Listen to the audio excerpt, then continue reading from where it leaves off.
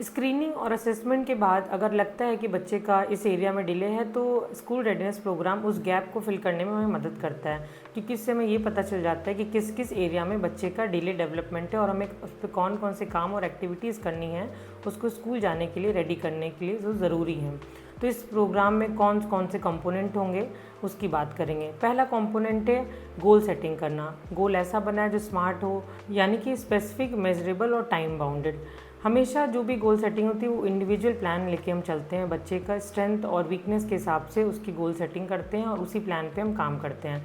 दूसरा काम होना चाहिए बच्चे का जो भी एक्टिविटी है वो पूरे दिन का रूटीन हमारे पास शेड्यूल्ड हो। सुबह क्या करना है, दोपहर में क्या करना है, शाम को क्या करना है, एक्टिविटी में गैप कितना है, ये सारी चीज़ें भी स्ट्रक्चर्ड वे में प्लान होती हैं।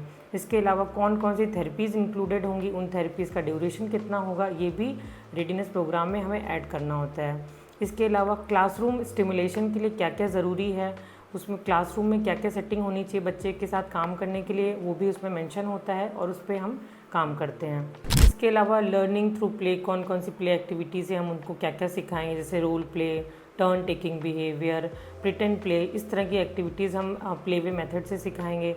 इसके अलावा पेरेंटल इन्वॉल्वमेंट होना बहुत ज़रूरी है। तो ये सारे कंपोनेंट स्कूल रेडीनेस प्रोग्राम का हिस्सा होती हैं, जिसके थ्रू हम बच्चों को प्रिपेयर करते हैं स्कूल भेजने के लिए।